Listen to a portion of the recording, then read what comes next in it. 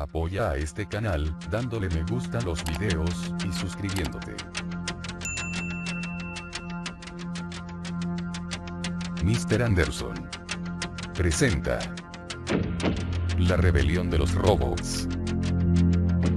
Capítulo 10. El mundo en guerra. Segunda parte. Lo mismo sucedió en Alemania, donde se sembraron las semillas de la dictadura. Entra Adolfo Hitler, ex pintor de casas y cabo de la Primera Guerra Mundial, que había quedado muy impresionado por los métodos empleados por Mussolini. Pero la obsesión de Hitler con Alemania como raza maestra aria, se remontaba mucho más atrás. De joven tomaba drogas alucinógenas para estimular sus experiencias místicas. La esvástica, que Hitler usaría como emblema de su partido nazi, era un símbolo de la hermandad que se remontaba a la antigüedad. Cuando era joven, quedó muy impresionado por el dueño de una librería en Viena, que predicaba el evangelio de la superraza alemana, que algunos creían que fue creada por gigantes extraterrestres. Houston Stuart Chamberlain, el escritor que tanto influenció al Kaiser Guillermo II, afirmaría más tarde que Hitler era el nuevo Mesías, y el trabajo de Chamberlain se convertiría en la base de la filosofía nazi. El ascenso de Hitler a dictador alemán, se aceleró rápidamente después de que se unió a la rama política secreta del Comando del Distrito del Ejército, que era una ley en sí misma. Fue tan profundamente patriótico que asesinó, por crímenes contra la nación, a algunas de las personas que habían negociado los términos de paz para Alemania al final de la Primera Guerra Mundial. El comando de distrito era en realidad el ala asesina de un grupo secreto de la hermandad llamado Sociedad Tüde, que creía en todas las tonterías sobre la superraza y el Mesías alemán. Sentenció a la gente a muerte en sus propios tribunales secretos. Hitler y la Sociedad Tüde creían que los extraterrestres que habían creado la raza aria, o lo que decían que era una raza, los estaban guiando. Los mismos industriales financiaron tanto la Sociedad Tüde, como el comando del distrito. Dietrich Eckart, el adicto a la morfina que dirigía la Sociedad Tüde, vio a Hitler como la figura del Mesías que habían estado buscando. Se aseguraron de que se convirtiera en el líder del Partido de los Trabajadores Alemanes. Este se transformó en el Partido Nacional Socialista Fascista, nazi, y Hitler buscó difundir su nacionalismo antijudío y anticomunista en todo el mundo. Su credo capturó la mente colectiva de Alemania, que se sintonizó con las ondas de pensamiento del fascismo hasta que fue hipnotizado y controlado por los desvaríos de este hombre descarriado. Había mejorado su posición antes de su elección, al hacer que su Gestapo incendiara el edificio del Parlamento alemán, el Reichstag, en 1933, por lo que culpó a los comunistas. También utilizó el miedo a los rusos con gran efecto. En esto fue ayudado por el Papa, quien difundió el odio hacia la Rusia comunista en cada oportunidad. Las iglesias se mortificaron cuando la revolución de Lenin prohibió la religión. No sabían que habían sido traicionados por la misma hermandad que creían que los estaba apoyando. Otras dos sociedades secretas que jugaron un papel en la revolución nazi, fueron la Sociedad Brill, y la Sociedad Edelweiss, al igual que los Tudes, tenían vínculos con sus hermanos en Gran Bretaña. Rudolf Hess, y Heinrich Himmler, eran ambos Brills. Himmler encabezaría la espantosa Gestapo nazi y las SS. Hermann Göring, era miembro de la Sociedad Edelweiss, y creía que Hitler era el Mesías nórdico que estaba convencido de que se esperaba. Hitler y sus compinches, denunciaron a los judíos y comunistas en la radio día tras día, mientras envenenaba la mente alemana con su credo. Siguió el ejemplo de la Iglesia y los dictadores a lo largo de la historia. Se destruyó cualquier literatura que defendiera la libertad de cualquier tipo, y se olvidaron las promesas que hizo a los socialistas y monárquicos que ayudaron a elegirlo. No habría más elecciones. El Führer sería obedecido. A su alrededor reunió a sus principales oficiales como Goebbels, Ribbentrop, Göring y Himmler. Gobernarían Alemania mediante el terror y millones de judíos serían asesinados en las cámaras de gas y los campos de concentración. Ribbentrop iba a tener varias conversaciones íntimas con el Papa sobre los planes de expansión de Alemania, aunque el principal agente de la alianza secreta Vaticano-Alemania-Estados Unidos era Rudolf Hess. Así que ahora había dictadores en Italia, Alemania y Rusia, donde Joseph Stalin había sucedido a Lenin en 1924. Pronto habría otro en España. En 1936, el general Franco, un extremista católico romano, encabezó una revuelta contra el gobierno republicano español, que había reducido el poder de la Iglesia desde los días en que lo controlaba todo. La Guerra Civil Española fue el preludio del próximo conflicto mundial, con Alemania e Italia alineándose detrás de Franco, mientras que Gran Bretaña, Francia y Rusia apoyaron a los republicanos. Trágicamente para el pueblo español, los ejércitos de Franco ganaron, e hizo por la Iglesia Católica Romana en España lo que Mussolini había hecho en Italia. Se le devolvió su riqueza y tierras, recibió grandes pagos anuales del Estado, y el sistema educativo volvió a estar bajo su control. La parafernalia religiosa estaba por todas partes, y volvió la Inquisición. Franco ondeó la bandera papal, cuando derrocó la democracia española y su bandera ondeó con orgullo en el Vaticano. El papel del Papa en esta victoria sobre la democracia había sido crucial. Había hecho un llamamiento a los católicos romanos de toda Europa, para que fueran a España y lucharan en esta guerra santa. Cuando Hitler comenzó su expansionismo en Austria, los obispos católicos romanos le dijeron a la gente que fuera leal a los nazis, y una esvástica voló desde la torre de la Catedral de Viena. Hitler disfrutó del apoyo católico romano también en su conquista de Checoslovaquia. El Papa Pío XI, y su sucesor, Pío XII, querían más que nada que Alemania derrocara al comunismo en Rusia. Pocos sabían que Alemania había jugado un papel vital en la creación del comunismo. La historia del apoyo del Vaticano a los fascistas es bastante vergonzosa, aunque no sorprende dada su historia. También lo es el de los industriales y banqueros de la hermandad que apoyaban a ambos bandos. Por ahora había organizaciones de la hermandad que coordinaban a los banqueros de élite, y las combinaciones industriales en todo el mundo. Uno era el Banco de Pagos Internacionales, que estaba más allá del control democrático. Entre los patrocinadores financieros de los nazis, se encontraba el gigante químico alemán, IG Farben, entre cuyos directores se encontraban Max y Paul Warburg, que dirigían bancos tanto en Alemania como en los Estados Unidos. Los Warburg jugaron un papel decisivo en la puesta en marcha del Banco de la Reserva Federal de los Estados Unidos, y recordará que antes se mencionó a Max Warburg como una fuente de fondos para Lenin y la revolución comunista en Rusia. El Banco de Manhattan era un banco de Warburg, y uno de sus directores, Hermann August Metz, era de IG Farben, que había sido socio del cartel de la Standard Oil Company de Rockefeller Corporation, antes de la guerra como parte de la red industrial y bancaria de la hermandad. La Standard Oil Company abasteció a los nazis durante la guerra a través de Suiza, y Avery Rockefeller había creado una empresa que combinaba sus intereses con Schroeder, el banco personal de Hitler. Charles C. Mitchell, uno de los directores de la rama estadounidense de Farben, también era director de la Reserva Federal, y la red ahora estaba tan unida que apenas se podía ver la unión. Farben otorgó fondos adicionales a las SS de Himmler, al igual que las subsidiarias alemanas de las corporaciones estadounidenses, ITT, y General Electric Motors, suministró a ambos bandos en la guerra, al igual que las filiales europeas de los bancos estadounidenses, con la bendición de las sedes. Los rodajes, de los que los aliados carecían, fueron enviados a los nazis a través de América del Sur por el vicepresidente de la Junta de Producciones de Guerra estadounidense. Farben dirigía las fábricas conectadas a los campos de concentración para aprovechar literalmente la mano de obra esclava que ofrecían, y la misma empresa produjo el gas que mató a las víctimas de Auschwitz y los cientos de otros centros de exterminio. IG Farben todavía continúa operando hoy bajo otros nombres.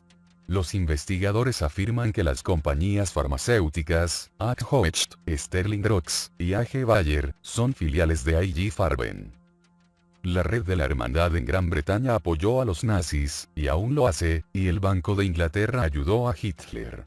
Su director, Montagu Norman, quien fue un gran señor de la red bancaria mundial, se reunió en la primavera de 1934, con otros empresarios británicos en la sede del banco en True y Old Street, y parece que acordaron dar financiación secreta a Hitler, mientras Norman intentaba persuadir al gobierno británico para que retirara su apoyo a Francia y transferirlo a Alemania. Incluso después de que Hitler había comenzado su gira de asesinatos por Europa, el Banco de Inglaterra le entregó 6 millones de libras de las reservas checoslovacas que tenía en Londres, después de haber invadido ese país. Durante toda la guerra, las empresas y los bancos de la hermandad en los países aliados, financiaron de forma encubierta a ambos lados, lo que incluyó el apoyo a Mussolini cuando su régimen tuvo dificultades financieras. Les hizo una fortuna, algo que se multiplicó por 1000 por la necesidad de reconstruir un mundo destrozado. También mantuvo el yugo del sufrimiento y la ignorancia sobre la población. El Banco de Inglaterra fue nacionalizado por el nuevo gobierno laborista en 1946, pero todavía tiene una enorme influencia en las políticas económicas de Gran Bretaña y espero que empiece a exigir más independencia del gobierno. Hitler ignoró todos los acuerdos hechos por Alemania en el Tratado de Versalles, después de su derrota en la Primera Guerra Mundial. Reunió un vasto ejército, marina, y fuerza aérea, y el resto de Europa temía lo peor. Después de la invasión de Austria por Hitler, el primer ministro británico, Neville Chamberlain, voló para encontrarse con él, en Múnich, en 1938 y volvió a casa con su famoso acuerdo firmado por Hitler, que según Chamberlain significaría paz en nuestros tiempos. Chamberlain era un hombre genuino que solo quería la paz para su pueblo, pero Hitler tenía otras ideas. Cuando Alemania invadió Polonia en 1939, Gran Bretaña y Francia declararon la guerra. Polonia estaba ahora nuevamente bajo dominio extranjero, después de una breve independencia, durante la cual la mayoría católica romana había perseguido a los cristianos ortodoxos orientales en su seno. Después de la guerra, Polonia fue absorbida por la Unión Soviética hasta que ese imperio se derrumbó en 1991. Los polacos luego entregaron su independencia a la Iglesia Católica Romana que hoy, efectivamente, dirige el país. Si alguien piensa que la Iglesia Católica Romana realmente ha avanzado, debería ver cuán rápido tomó el control de Polonia, una vez que se presentó la oportunidad. Hitler capturó Francia, Bélgica y los Países Bajos, pero eligió no atacar a Gran Bretaña cuando estaban desorganizados. Winston Churchill había sustituido a Chamberlain, pero Gran Bretaña no estaba preparada para la guerra. Si Hitler hubiera atacado entonces, es casi seguro que habría capturado las islas británicas con bastante facilidad. ¿Por qué no atacó cuando Gran Bretaña estaba claramente allí para ser tomada? Tal vez no era parte del plan de juego. La evacuación de las tropas británicas de Dunkerque en la armada de pequeños botes en 1940, fue un logro maravilloso, pero si los comandantes alemanes hubieran querido detenerlo, podrían haberlo hecho. ¿Por qué no lo hicieron? En lugar de invadir Gran Bretaña, Hitler volvió su mente hacia Rusia, que sufrió pérdidas fantásticas en la defensa de su tierra, y nuevamente fue el coraje y el compromiso de un pueblo manipulado, lo que debilitó a las fuerzas alemanas y retrasó sus planes. El conflicto se extendió al norte de África, donde los aliados se enfrentaron a las tropas alemanas e italianas al mando de Rommel. Fue la derrota definitiva de Rommel en el Alamein, y la extraordinaria derrota de los soviéticos frente a los alemanes en el este, lo que puso fin a una serie de victorias alemanas, y la marea empezó a cambiar el rumbo hacia los aliados. Pero el gran cambio se produjo cuando Estados Unidos entró en la guerra en 1941. Ya había estado apoyando a los aliados con suministros y armas cuando los japoneses atacaron la flota americana de Pearl Harbor, en Hawái.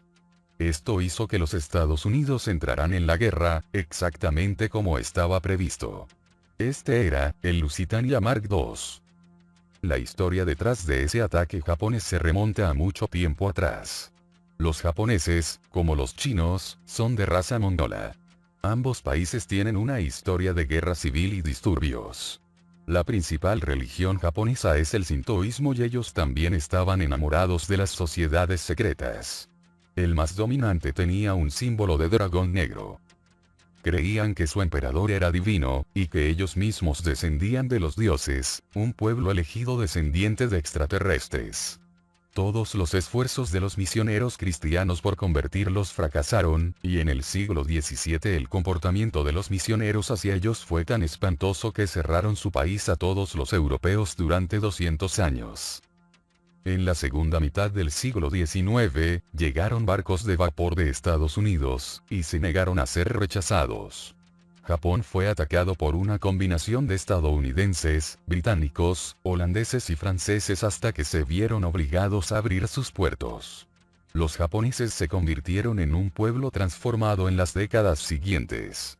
Utilizaron las armas proporcionadas por el mundo cristiano, para atacar y derrotar a China en 1894, y a Rusia en 1905. También entró en la Primera Guerra Mundial contra Alemania. Entre 1937 y 1939, se hizo cargo de la mayor parte de China, que estaba en medio de una insurrección constante, contra la corriente de emperadores y dictadores presidenciales que se les echaba encima. La historia de la China moderna es de explotación diabólica, por parte de las potencias coloniales, con los británicos tratando de hacer que los chinos se vuelvan adictos a la droga del opio con fines comerciales y de control. En el periodo previo a Pearl Harbor, los británicos y los estadounidenses habían estado tratando de evitar que Japón derrocara al emperador chino Chiang Kai-shek, y esto molestó a los japoneses. Se les dio todo el estímulo para entrar en la guerra, y creo que Winston Churchill sabía todo al respecto, al igual que su colega masón, el presidente Franklin D. Roosevelt. Churchill, diría más tarde en privado de esa época que Roosevelt, dijo que haría la guerra, pero no la declararía, y, que se volvería más y más provocador. Todo lo que se estaba haciendo para forzar un incidente que pudiera llevar a Estados Unidos a la guerra. En el Senado de los Estados Unidos en 1939, el senador Gerald Prentice Nye, de Dakota del Norte anunció que había visto una serie de volúmenes llamada, La Próxima Guerra. Uno de ellos se titulaba Propaganda en la Próxima Guerra. Dijo que el escritor de ese libro era un tal Sidney Rogerson, a quien no pudo rastrear. Pero sabía que el editor en jefe de la serie, era el capitán Lee Deldenhart, escritor y autoridad militar en Europa con conexiones con el London Times. La obra, Propaganda en la Próxima Guerra tuvo, dijo, incluía el siguiente análisis de los antecedentes de la Primera Guerra Mundial. Durante algún tiempo la cuestión de qué lado tomarían los Estados Unidos pendió de un hilo, el resultado final fue un mérito de nuestra propaganda británica. Quedan los judíos. Se ha calculado que de la población judía mundial de aproximadamente 15 millones, no menos de 5 millones están en los Estados Unidos. El 25% de los habitantes de Nueva York son judíos. Durante la Gran Guerra compramos este enorme público judío estadounidense con la promesa del hogar nacional judío en Palestina, considerada por Ludendorff como un golpe maestro de la propaganda aliada, ya que nos permitió no solo atraer a los judíos de América, sino también a los de Alemania.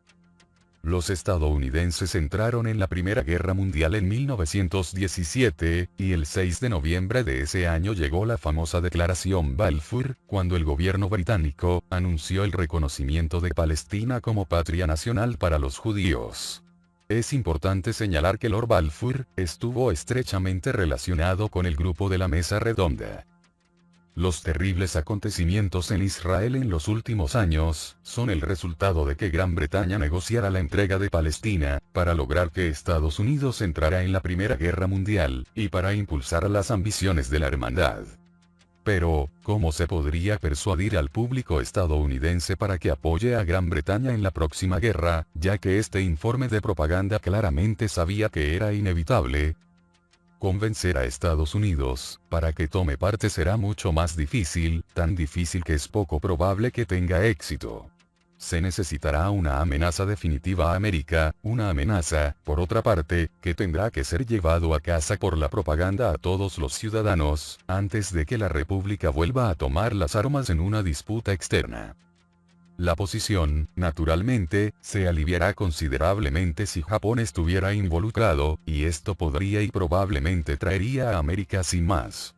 En todo caso, sería un efecto natural y obvio de nuestros propagandistas conseguirlo, al igual que en la Gran Guerra consiguieron embrollar a los Estados Unidos con Alemania. Afortunadamente con Estados Unidos, nuestra propaganda está en terreno firme.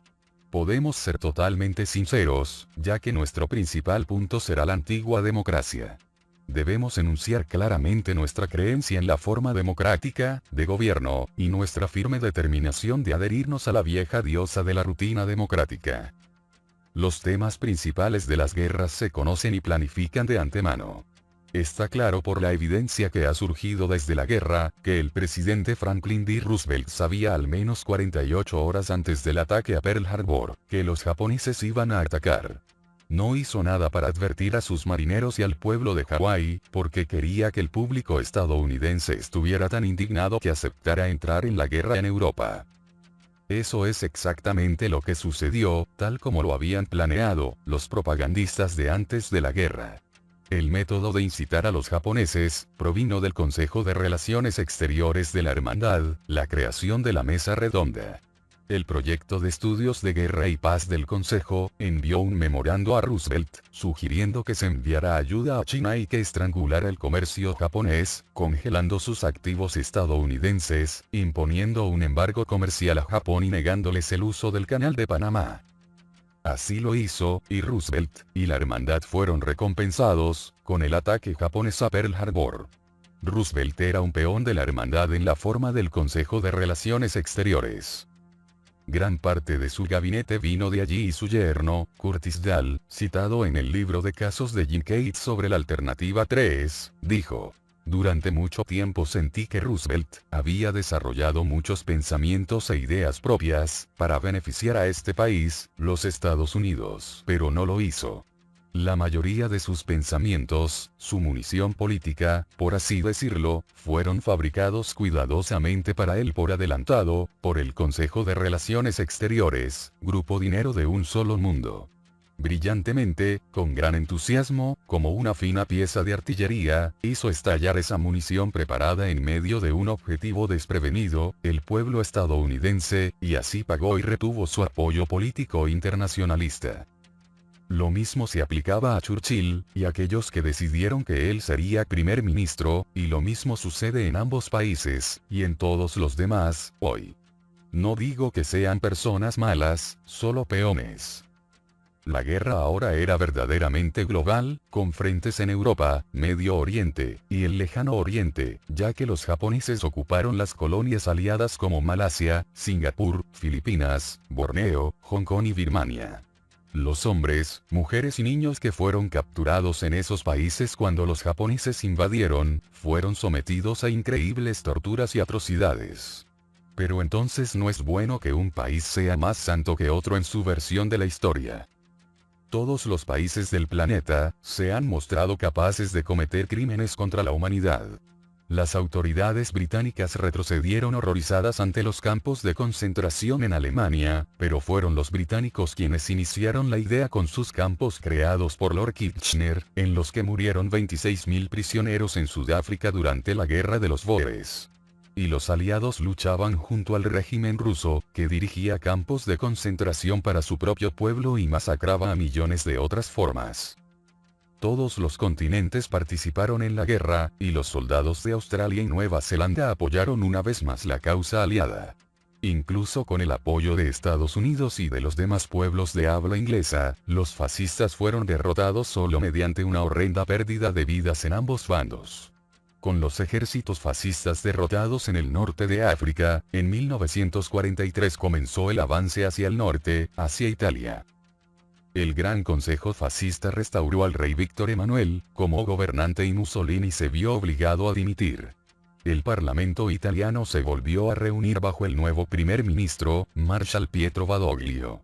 Primero le dijo a Hitler que continuaría la lucha, pero luego hizo un pacto de paz con los aliados.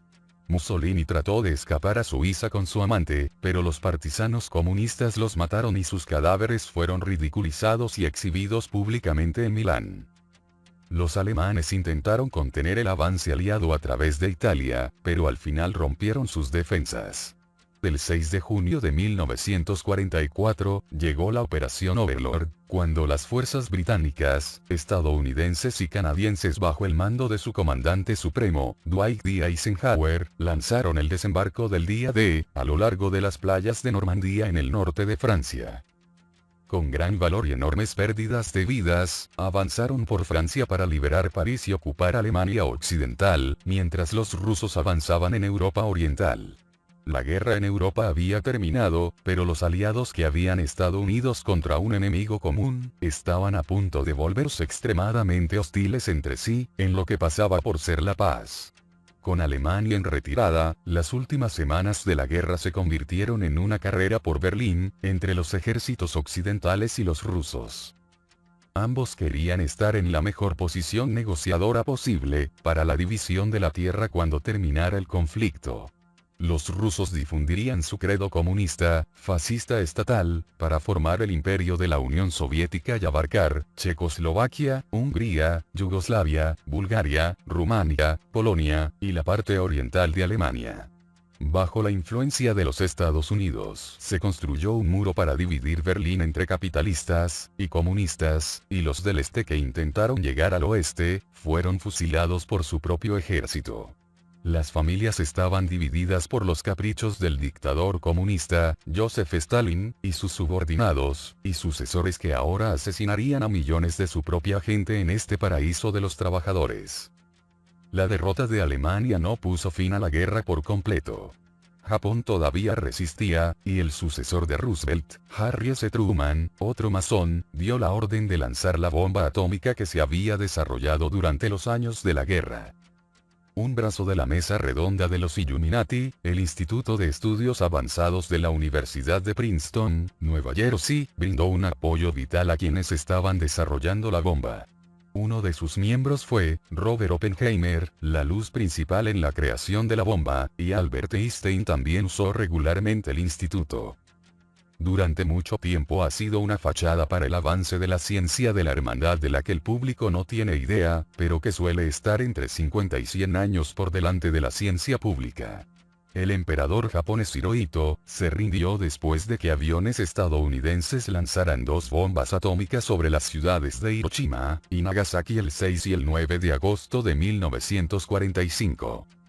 80.000 hombres, mujeres y niños fueron asesinados en Hiroshima el fatídico día en que la guerra atómica llegó a este planeta, o más bien volvió a él, y otros morirían horriblemente por los efectos del envenenamiento por radiación. En total, 35 millones de personas murieron en la Segunda Guerra Mundial y cientos de millones resultaron heridos, torturados y marcados de por vida mental, física y emocionalmente. Y este horror fue el resultado de una guerra que nunca debería haber existido, y que nunca habría existido si la red de la hermandad no la hubiera provocado. Si añadimos a esas cifras los millones de personas que murieron y sufrieron en la Primera Guerra Mundial, y todas las demás, las palabras son difíciles de pronunciar. Pero tales emociones, no preocupan a los Illuminati. Protocolo 15. Y qué clarividentes eran nuestros sabios ancianos en la antigüedad, cuando decían que para alcanzar un fin serio no hay que detenerse en ningún medio, ni contar las víctimas sacrificadas en aras de ese fin. No hemos contado las víctimas del ganado Goyim. La mayoría de los principales actores del régimen nazi, probablemente incluido Hitler, escaparon. Él, y su dama, Eva Braun, no murieron en el búnker, como la historia nos insta a creer. Al menos algunos de ellos fueron a América del Sur. Por las opiniones y la evidencia que he escuchado y visto, creo que Hitler fue sacado de Alemania por el famoso aviador alemán Hans Bauer. Voló con la riqueza y el personal nazi fuera de Berlín, y Hitler no habría tenido problemas para escapar a un aeródromo tranquilo, porque cuando los rusos llegaron a Berlín, encontraron detrás de la estantería de la habitación de Hitler un pasaje secreto que conducía a un túnel subterráneo con su propia línea de trolebuses. Los registros dentales de Hitler y el cadáver que se decía que era Hitler, no coincidían. Lo más probable es que haya sido el cuerpo de su conductor, Julius Schwerk, un fanático de Hitler, que se parecía a él y actuó como su doble en varias ocasiones.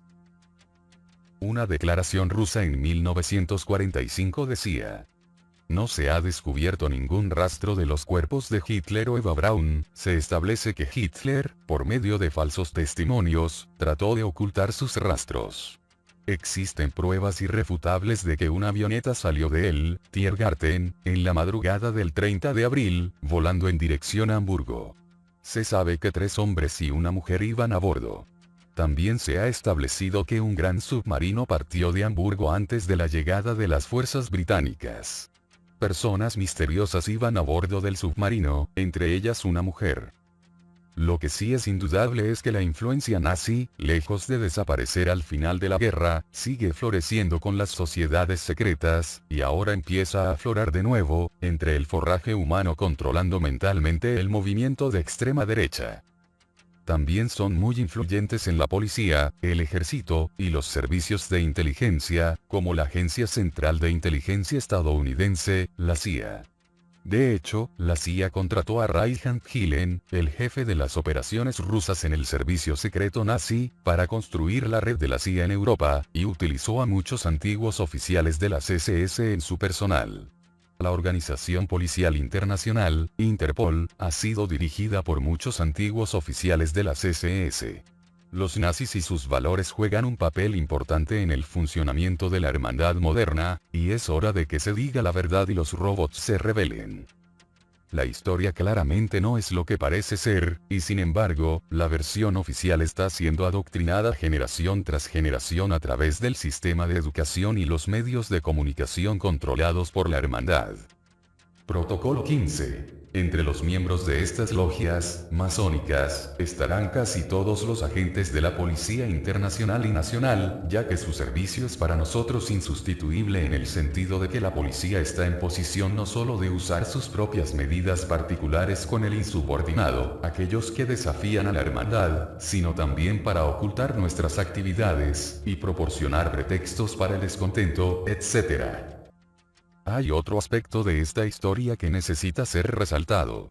Todos los conflictos que he documentado, y los miles que no, han tenido un efecto desastroso en el campo de energía de la Tierra, que tiene que absorber la energía negativa que genera la humanidad.